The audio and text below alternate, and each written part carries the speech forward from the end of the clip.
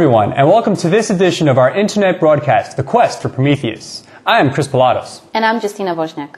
As we search for the truth, as did that great titan of mythology, Prometheus, we start with the burning question of the day. Was Alexander the Great a powerful, bisexual conqueror of Greece, bent on world domination? Or the beloved Greek philosopher king who united the known world with Hellenic culture and paved the way for Christianity? Hollywood has bet its 2 cents on the first theory, where we have Oliver Stone and Baz Luhrmann pulling the reins on 2 mega-million-dollar epics. We're not only going to give you the real scope on these new movies, but also the political motivations that are underlying this new fabricated image of Alexander. On the northern border of Greece, we have the former Yugoslav Republic of Macedonia, FYROM, and its radical, previously communist party, IMRO, in concert with George Soros' Open Society, planting seeds of ethnic confusion. Adding fuel to the fire are these films, further propagating that Alexander the Great and the Macedonians were not Greek. Furthermore, if you think a bad case of stolen identity is only at stake here, there is another strike at Greece's sacred Macedonian cultural heritage. This is the allegation that Alexander the Great was a homosexual and an alcoholic. This is a preposterous accusation, of course. First, though, here's the who's who of these films. Coming from Universal Pictures is our first movie, Alexander the Great, directed by Baz Luhrmann and produced by Dino De Laurentiis. It stars Leonardo DiCaprio as Alexander. Also starring is Nicole Kidman as Olympias, and possibly Mel Gibson as his father Philip. It is due to be released in 2005. In this movie, Alexander is portrayed as an alcoholic, obsessive ruler. Oliver Stone directs the second Alexander the Great movie, which stars Colin Farrell as the title star, alongside Angelina Jolie as his mother Olympias and Val Kilmer as his father Philip. This is a Warner Brothers picture boasting a $200 million budget and is due to be released by Thanksgiving in November 2004. By far, this is the most controversial movie at this moment. The Greek government has banned it because it portrays the Macedonians as a non-Hellenic civilization. Alexander is also portrayed as a bisexual who is in love with both his best friend Hephaestion and his mother Olympia. Can you imagine if the national founder of modern Italy, Giuseppe Garibaldi, was portrayed in the movie in a negative light? As a gay, non-Italian, alcoholic Sicilian conqueror of Italy? What if someone wrote a fictional novel about him and a well-to-do director picked up the proposal?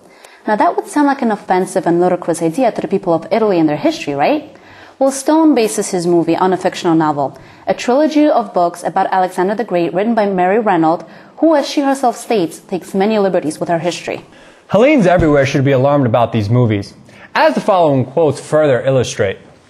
From the Daily News front page news website dated on August 31st, 2004, we read, Oliver Stone is readying Alexander for a November release.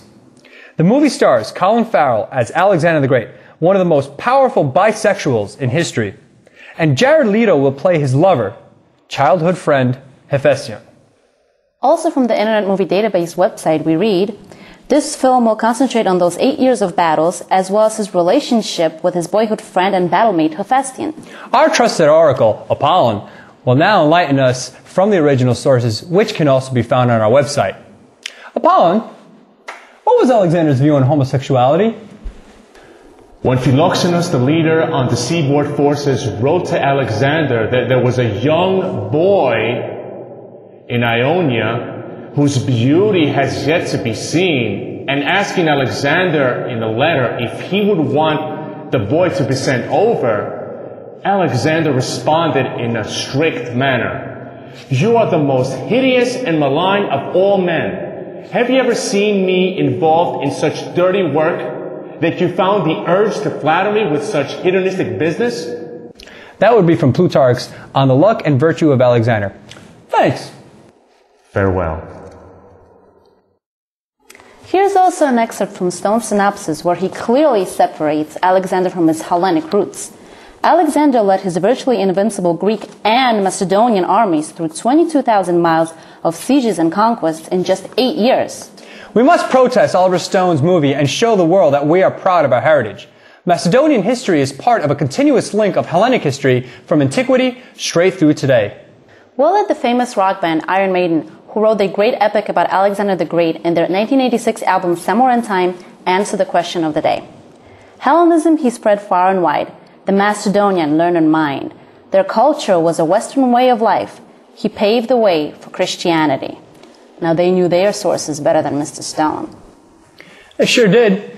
The ancient authoritative sources we use and encourage our viewers to use are Arian, Plutarch, Quintus Curtius Rufus, and Diodorus Siculus, whose works can be found on our website. You can also find extensive quotes from these sources and other ancient historians and secondary sources. Thank you for watching. And join us next week as we continue our quest for Prometheus.